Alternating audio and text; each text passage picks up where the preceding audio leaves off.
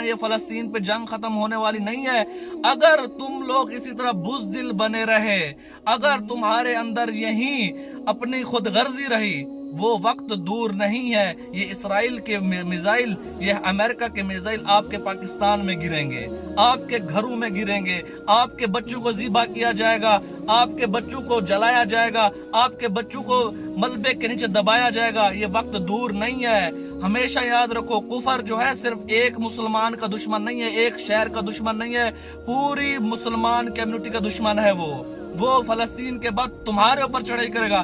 لیکن یاد رکھو، آج اگر تم نے فلسطین کو بے یار و مددگار چھوڑ دیا ہے، ایک وقت آئے گا کہ تم بھی بے یار و مددگار ہوگے، پکارو گے، رو گے، چلاؤ گے، نہ اللہ کی مدد آئے گی، نہ کہیں اور سے مدد آئے گی، تم اسی طرح ٹکڑے ٹکڑے ہو کر ختم ہو جاؤ گے۔ تاریخ میں دیکھ لو،